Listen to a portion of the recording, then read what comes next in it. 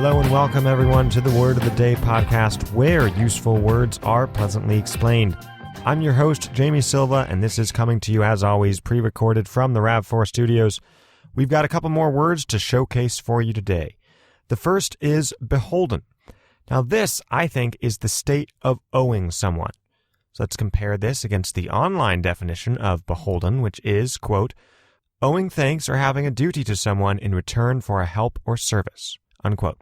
Well, that's much better. Note that you always have to specify who you owe, who you are beholden to.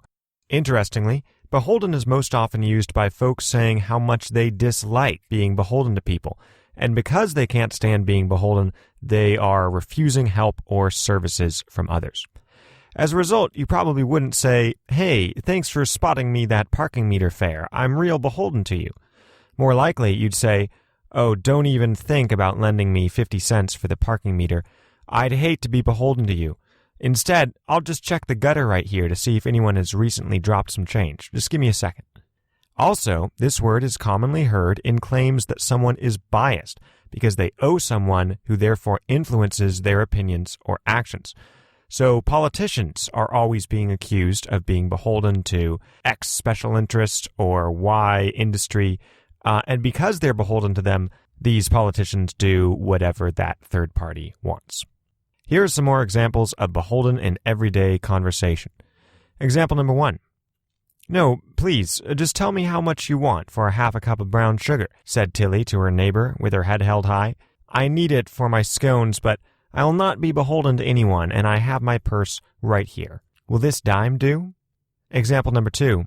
The other dogs were skeptical of Woofle's claim that Mr. and Mrs. Hudson were, quote, the best humans on the block, bar none. They understood why he would say it, though. After all, Woofles was beholden to them for providing him with food and shelter.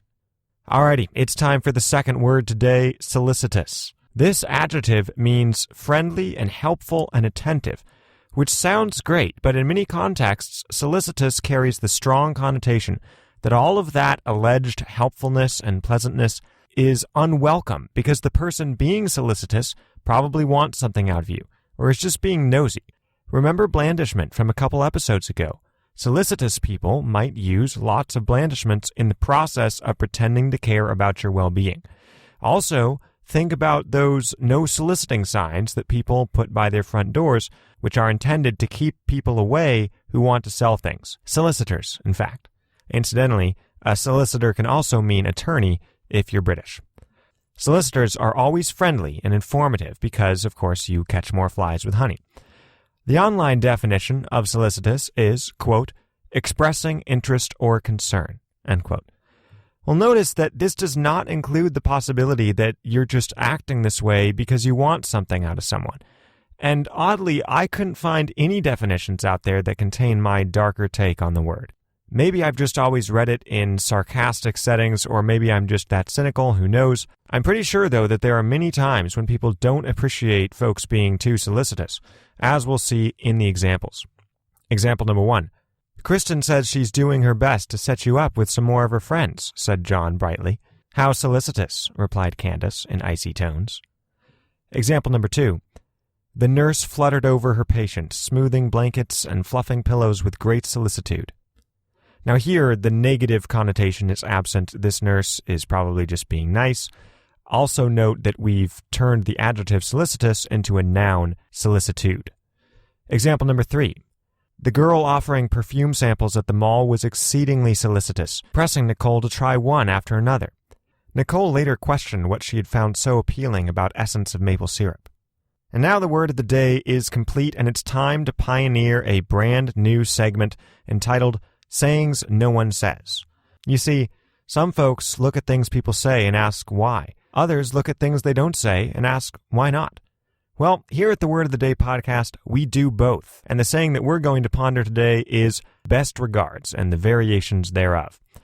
Now, it may shock some of you to hear this, but the entire staff that works on this show has other jobs, myself included. And at my job, people send me emails now and again, and sometimes they sign off with a polite phrase like regards or best regards. If they're feeling especially friendly, warm regards. And occasionally, for I guess the absolute most caring and amiable people around, warmest regards, which is, if I may say so, a very solicitous way to sign off an email. Now, I am on board with this practice so much so that I would like to expand it and build on it. The logic is crystal clear here. If warm regards is nice and warmest regards is nicer, wouldn't dialing up the temperature of the regards be even better? So I could start signing off emails to especially trusted or valued colleagues with stuff like super warm regards, or handle with care, contents may be hot regards, or even regards that burn with the fury of 1,000 very professional and productive suns. Those sorts of regards. It just makes sense. And I think that recipients of these emails would probably email me right back, possibly CCing HR, but still. Well, that'll do it for this Word of the Day episode. We hope you enjoyed it. And in that vein, might we urge you with the utmost solicitude to review this show on iTunes. And in fact, I might suggest that having enjoyed so many episodes over these many weeks, you may be a little beholden to us at this point, and so you should really do it for that reason as well. Thank you for listening. Please accept my molten lava-esque regards for you and yours. I'm Jamie Silva, and we'll see you next time.